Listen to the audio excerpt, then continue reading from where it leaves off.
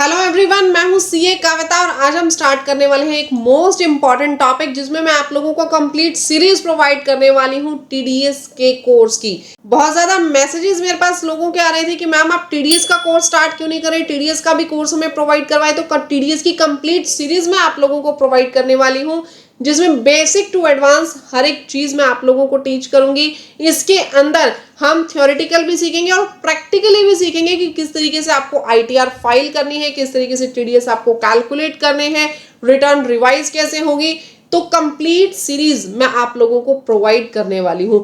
आज की इस वीडियो में सबसे पहले हम लोग सीखेंगे कि टीडीएस होता क्या है, व्हाट इज टीडीएस। देखिए टीडीएस होता क्या है। देखिए टीडीएस इसकी फुल फॉर्म क्या होती है, हमारे पास टैक्स डिडक्टेड एट सोर्स, ये हमारे पास इसकी फुल फॉर्म होती है। अब क्या हुआ कि कंपनी है कोई भी, उस कंपनी ने किसी भी पर्सन को कॉन्ट्रैक्ट की पेमेंट दी। उसने किसी भी पर्सन को, जो कि एक कॉन्ट्रैक्टर था, उसने कॉन्ट्रैक्ट कंप्लीट होने की इस पर्सन को पेमेंट दी। क्लियर? कितनी पेमेंट दे दी? 1 लाख रुपीज। कितनी पेमेंट दे दी इस पर्सन को? 1 लाख रुपीज की पेमेंट दे दी। अब ये पर्सन जो है, इस पर्सन ने 20 अप्रोक्स लोगों से क्या ले रखे थे? कॉन्ट्रैक्ट ले रखे थे। किसी से कितनी पेमेंट आ रही थी, किसी से कितनी आ रही थी, लेकिन इस पर्सन की जो इनकम है वो कहीं से ट्रैक नहीं हो रही थी गवर्नमेंट को। इस पर्सन की इनकम कहीं से भी ट्रैक नहीं हो पा रही थी गवर्नमेंट को। तो गवर्नमेंट ने क्या बोला? गवर्नमेंट ने इम्प्लीकेशंस लगाए कंपनी के ऊपर। गवर्नमेंट ने इम्प्लीकेशंस लगाए किस पे? कंपनी के ऊपर लगाए। कंपनी को क्या बोला गया? कंपनी को बोला गया ठीक है, आप खर्चा क्लेम कर रहे हो, आपने इस पर्सन को कॉन्ट्रैक्ट से रिलेटेड पेमेंट दी, आपने इसको कॉन्ट्रैक्ट दिया, उसकी पेमेंट दी, और आपने क्या किया? अपने प्रॉफिट एंड लॉस के डेबिट साइड पे क्या क्लेम कर लिया? एक्सपेंस क्लेम कर लिया। राइट? अब ये जो आपने एक्सपेंस क्लेम किया, ये आपके लिए खर्चा है, लेकिन इसके लिए क्या है? इसके लिए इनकम है। इसके लिए इनकम है। तो आपने क्या करना है? आपने एक काम करना है, जब आप इसे ये 1 लाख रुपए दोगे या फिर क्रेडिट करोगे, चाहे तो आप इसको जर्नल एंट्री पास करोगे इसकी, या फिर जर्नल एंट्री यानी आपने इसको ड्यू दिखा दी कि मैंने इस पर्सन को पेमेंट देनी है, या तो उस टाइम पे या फिर पेमेंट के टाइम पे जब आपने पैसा इसको पे किया, या फिर पेमेंट के टाइम पे, विच एवर इज अर्लियर। मैं कंप्लीट कंसेप्ट बताऊंगी विच एवर इज अर्लियर का, विद एग्जांपल आप लोगों को बताऊंगी। फिलहाल इतना याद रखिए कि जब आपने इसको ये पेमेंट दी 1 लाख रुपए की, आपने क्या करना है? आपने इसमें से कुछ टीडीएस डिडक्ट कर लेना है। 1 लाख रुपीज में से आप 1% टीडीएस यहां से माइनस कर दो। 1% कितना हो जाएगा? बिल्कुल नॉमिनल सी अमाउंट, 1000 रुपीज। आपने 1 लाख रुपए देने थे, 1 लाख में से 1000 रुपए माइनस कर दो, बाकी का 99,000 बेशक से इस पर्सन को पे कर दो। बाकी का 99,000 किसको पे कर देंगे? इस पर्सन को।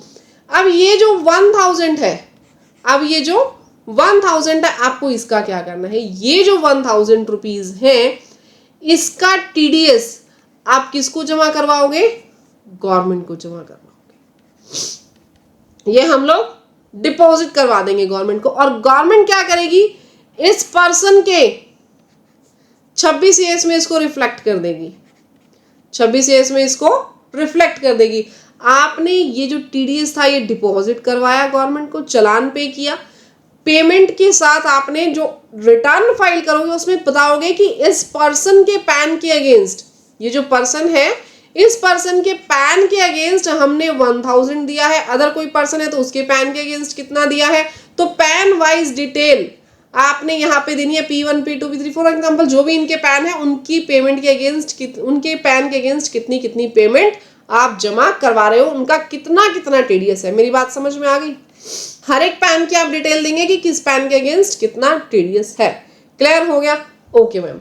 तो यानी कि ये जो 1000 यहाँ पे डिडक्ट हुए, वो कहाँ चले जाएंगे? इस पर्सन के 26 एएस में रिफ्लेक्ट हो जाएंगे। अब आप बोलोगे मैम 26 एएस क्या है? हमें तो 26 एएस भी नहीं पता। देखिए 26 एएस क्या होता है कि 26 एएस आपके पास इनकम टैक्स पोर्टल पे आप लोग देख सकते हो, वहां पे 26 एएस भी होगा, एआईएस टीआईएस भी होगा। बहुत सारे बच्चे जानते होंगे, लेकिन फिर भी अगर किसी को नहीं पता तो सुन लीजिए। यहाँ पे क्या होता है, जितने भी टीडीएस आपके डिडक्ट हुए, जितने भी टीडीएस आपके डिडक्ट हुए वो कहाँ रिफ्लेक्ट होते हैं, इसके अंदर रिफ्लेक्ट होते हैं। तो जब भी आईटीआर हम फाइल करते हैं, मेरी हर आईटीआर के अंदर आप देखोगे, मैं आपको बता दूं कि अपना 26A जरूर चेक कर लेना, AIS TIS जरूर चेक कर लेना, क्योंकि इनके अंदर दिखता है कि आप लोगों की किस किस इनकम की इंफॉर्मेशन गवर्नमेंट के पास ऑलरेडी है।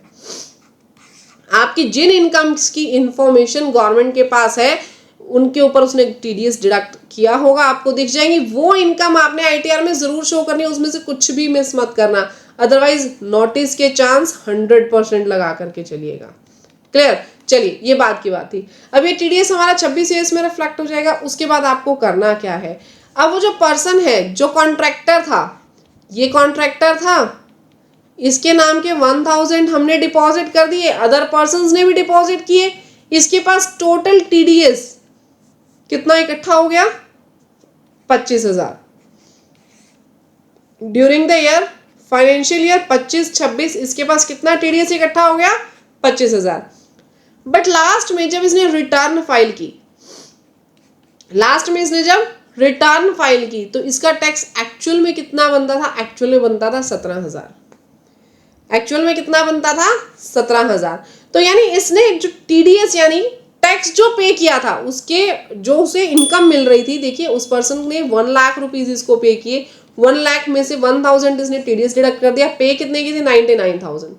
ये किसके पास गया था, गवर्नमेंट के पास। तो ये जो पैसा गया ना, ये पैसा कौन सा है, ये पैसा इस पर्सन के बिहाफ पे क्या हुआ, एज अ टैक्स गवर्नमेंट को जमा हो गया, जो करते करते टोटल कितना बन गया, 25,000। ये कौन सा टैक्स है, ये एक तरीके से ऐसा टैक्स है जो इन एडवांस गवर्नमेंट के पास पहुंच गया। एडवांस टैक्स एक तो वो होता है जो हम खुद से डिपॉजिट करवाएं, ये क्या है, ये सामने वाले ने इनकम देने से पहले हमारे नाम का पैसा जमा कर दिया, सामने वाले ने इनकम देने से पहले हमारे नाम का पैसा जमा कर दिया। किसको जमा कर दिया जी, गवर्नमेंट को जमा कर दिया। मेरी बात समझ में आई आप लोगों को, किसको जमा कर दिया, गवर्नमेंट को जमा कर दिया। अब देखो उसका टैक्स गवर्नमेंट के पास कितना जमा हो गया जी, 25,000। रिटर्न में जब पूरी कैलकुलेशन होगी, देना कितना बनता है जी, 17,000। तो एक्स्ट्रा कितना गवर्नमेंट के पास है, गवर्नमेंट के पास एक्स्ट्रा हो गया 8,000। 25,000 माइनस में 17,000 कितना हो गया गवर्नमेंट के पास, 8,000 एक्स्ट्रा हो गया।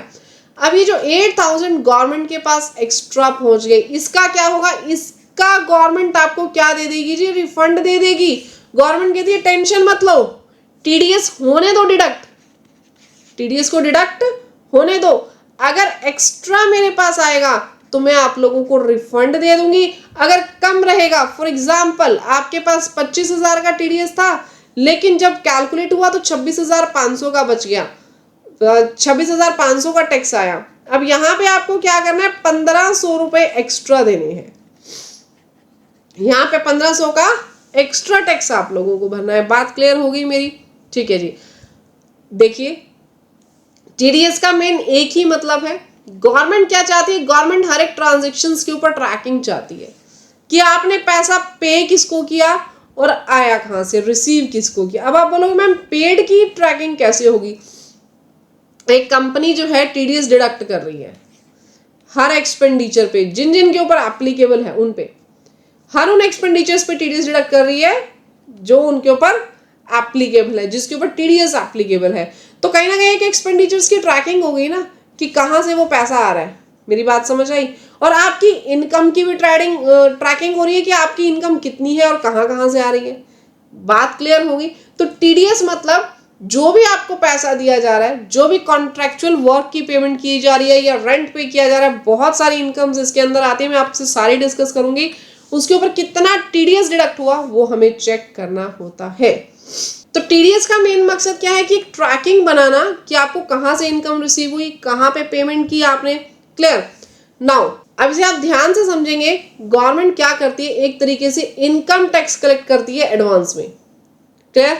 ये एक स्मॉल पोर्शन ऑफ टैक्स है जो कि डायरेक्टली पे किया जाता है, किसको, गवर्नमेंट को पे किया जाता है। और कौन सा पर्सन इसको पे करेगा, वो पर्सन जो कि आपको इनकम दे रहा है, जो आपको पेमेंट दे रहा है, वो इसको डिडक्ट करेगा और गवर्नमेंट को डिपॉजिट कर देगा। अब इसको रिक्वायर्ड क्यों है, एक तो देखिए टैक्स इवेजन हो जाता है। अगर आपकी इनकम की ट्रैकिंग हो रही है, देखो उस पर्सन की इनकम की ट्रैकिंग हो गई, जैसे वो पर्सन एक पर्सन था जिसको 1 लाख रुपए मिले थे, अब वैसे ही 1 लाख हो सकता है गवर्नमेंट को शो ना करता, कल को कभी गवर्नमेंट को पता चलता या ना चलता। अब क्या इसकी इनकम की ट्रैकिंग होगी, अब ये इनकम ट्रैक होगी क्योंकि इसके ऊपर टीडीएस डिडक्ट हुआ, तो गवर्नमेंट को पता चल जाएगा जी अच्छा 1 लाख रुपए आए थे, मुझे टैक्स तो दिया ही नहीं। तो जितने भी पैसे किसी के भी पास आएंगे वहां से गवर्नमेंट को पता चल जाएगा। बहुत ज्यादा एफिशिएंटली इससे आपका सिस्टम काम करेगा, ट्रांसपेरेंसी बहुत ज्यादा रहेगी। फ्लो बना रहा था टैक्स का, मैंने ऑलरेडी बता दिया। गवर्नमेंट ट्रैक कर सकती है आप लोगों की इनकम। नोट्स आप लोगों को चाहिए हो तो नोट्स भी मैं आपको प्रोवाइड कर दूंगी। अपने व्हाट्सएप ग्रुप का जो लिंक है वो मैं डिस्क्रिप्शन बॉक्स में दे दूंगी। ग्रुप के अंदर मैं नोट्स शेयर करती हूँ रेगुलर बेसिस पे, तो आप लोग ग्रुप ज्वाइन कर लीजिएगा। नेक्स्ट अब हम लोग बात करेंगे कि किस तरीके से ये टीडीएस काम करता है। देखिए, अगर आप इनकम अर्न कर रहे हो तो सबसे पहले ये देखो इनकम क्या है, सैलरी है, इंटरेस्ट है, फीस है, रेंट है, क्या इनकम है, और आप पेमेंट किस चीज की कर रहे हो, पेमेंट किस चीज की कर रहे हो, क्या उस पेमेंट के ऊपर टीडीएस एप्लीकेबल है। अगर है तो आपको टैक्स जो है वो डिडक्ट कर देना है एट द सोर्स, पेमेंट कर देनी है गवर्नमेंट को, क्लियर। और रिसिपिएंट को नेट पेमेंट मिल जाएगी। जैसे कि आपने सैलरी पे की, सैलरी के अंदर टीडीएस डिडक्ट होना था आपका, यस टीडीएस डिडक्ट होना है।